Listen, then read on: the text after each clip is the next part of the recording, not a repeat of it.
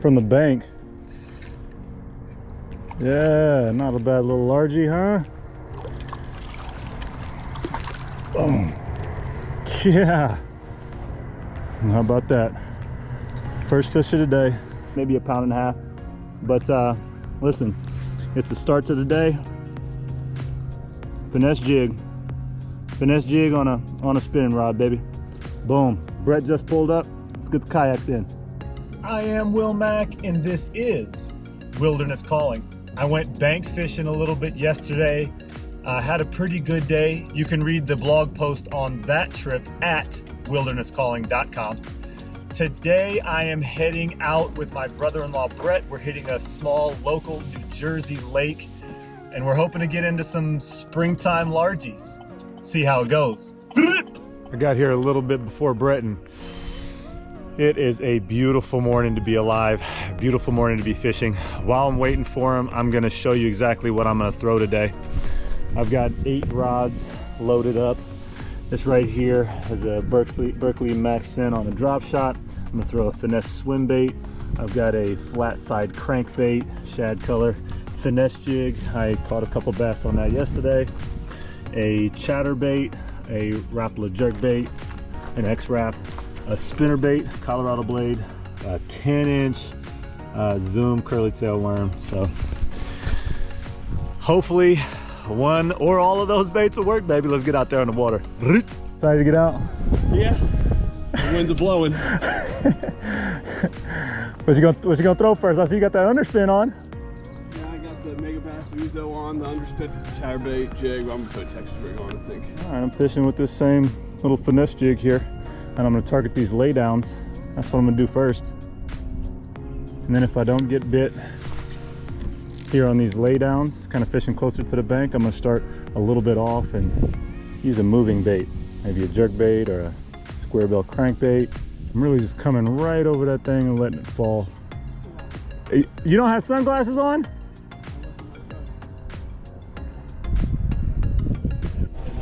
Oh, got one.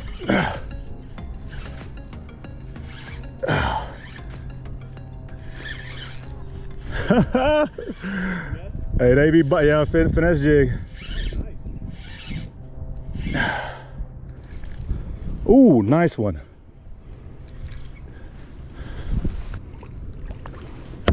Oh, no, bang, bang. They be biting, baby. Hell yeah. Starting off, look at this.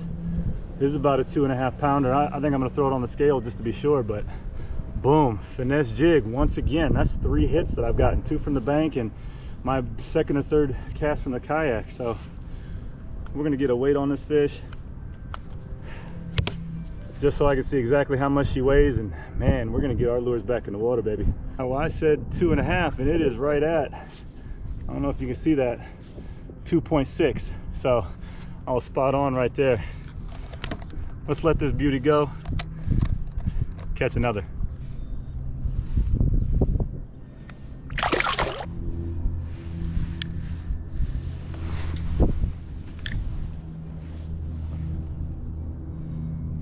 I like to stand up and fish, but I'm having to sit down because this rain, this wind is wreaking havoc on my kayak here. And when I stand up, it just acts like a giant wind sail. I've got another fish. Oh, it looks like another good one. Oh man, it wrapped me around some. Whoa, it's a big fish. Oh, whoa, it's a big fish. Oh man, it had me wrapped around some branches. Oh man, I'm praying I can keep her on with this Finesse jig. Oh man. Oh. Oh man. Oh yes. Oh, landed. Whoa. It is turning into a day. Holy cow.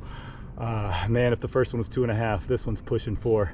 We're gonna get her on the scale. But once again, man, look at that Finesse jig. She absolutely choked that boy. That green pumpkin, man, that never fails. Yeah, it's bigger than the last one. I'm about to throw her on the scale. 3.6, baby, 3.6. 3.6, B-dub. Let's get this chunky girl back in the water. Oh, makes me feel blessed, man. Climbing a ladder out here.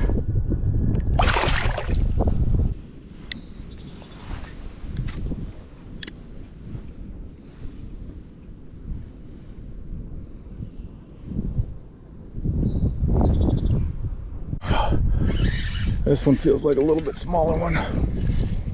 Oh, yeah, sure is. Bang, bang. Bang, bang. So if you can see this drain right here that comes out, I was just kind of drifting as I'm casting and threw right at that drain, just fishing this finesse jig once again real slow, and boom, paid off. Well, here she is. I knew immediately it wasn't, you know, the size of fish that I caught earlier, but I tell you what, late spring, still fun to get one on the other end of the hook, baby. Let's let her go.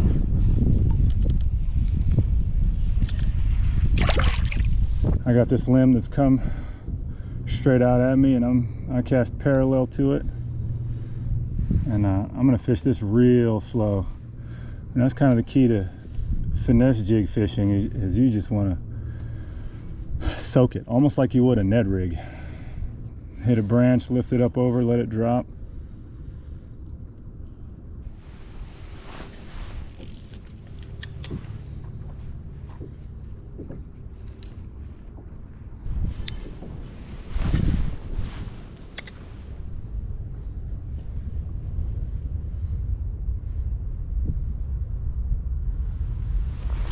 Oh, there he is.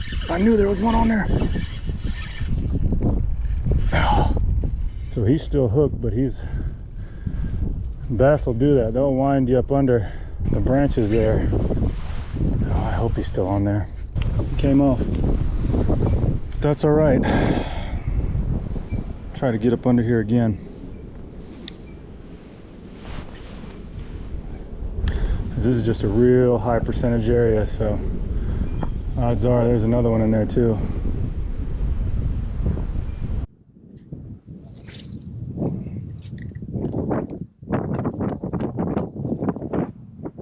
No, I got one.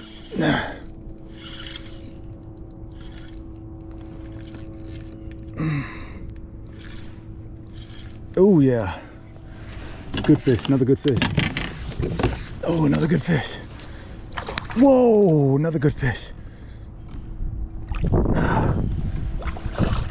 Oh man, whoa, man, I cast at that point and was hopping it.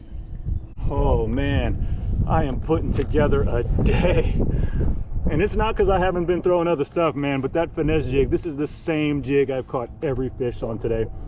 This is probably, I'm guessing 2 3/4 pound, pushing 3. We're gonna find out right here. I'm gonna take this finesse jig out of his mouth. It's a 2.6. So, man, what a beauty. Golly, these fish are munching. I'm guessing this right here is a male, a little bit skinny, but golly, what a big male fish. This is a beautiful, beautiful largemouth bass.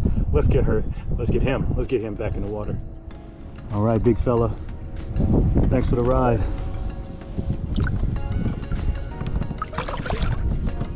I'll get a pedal kayak. Like, I can really keep up with you pretty well with no wind, but as soon as there's wind, man, I'm laboring. I've been looking at kayaks again. Have you? Yeah. I like the Pescador Pilot. Yeah. You know, I stay looking at Old Towns. I've looked at the native, but if I want a native, it'd be the 12-foot one. And it's so much more expensive. I don't think I'll ever put a motor on the back of a kayak. I'll get a boat before I do that. All right, bro, I gotta stop and fish. Oh.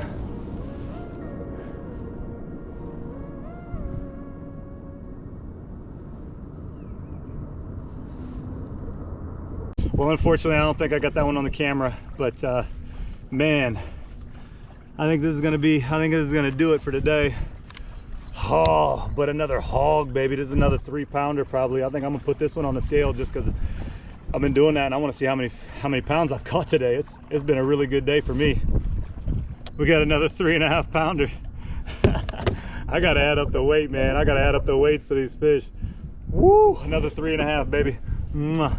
Let's get this big fish back in the water. Holy cow, what a day. Got one. That boy B-Dub. Hey, B-Dub just hooked up. Let's see what he pulls out. Let's see what he pulls out. Ah. Yo, is that doubles? Is that doubles, B-Dub? Nice 2.5er. Bang, bang. Oh man, be on your way. Well, it was a beautiful day to be out. I caught some really nice fish.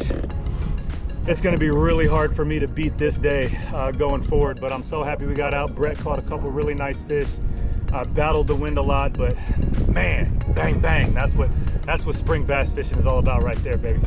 What an amazing spring bass fishing experience. I roughly calculated my 5 fish limit and I caught just over 13.5 pounds. And I'm gonna have a hard time topping that locally. Despite throwing several types of lures, the moneymaker and the only one I caught fish on was this finesse jig thrown on my medium heavy spinning setup. To me, this is an underutilized technique because you still get some backbone with all the advantages of a finesse setup. Generally, when I'm jig fishing, I use a 3/8 or 1/2 ounce jig. This is the 3/16 ounce jig I was using. You can see the difference in profile. Sometimes fish just want something smaller that they can hammer with a little bit less effort. This 3/16 ounce jig just happens to be a Bitsy flip. Now, I love paying $6 or $7 for a jig.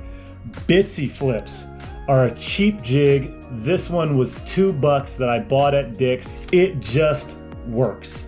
That just goes to show you, when all is said and done, the fish don't care how much money you spent on your lures.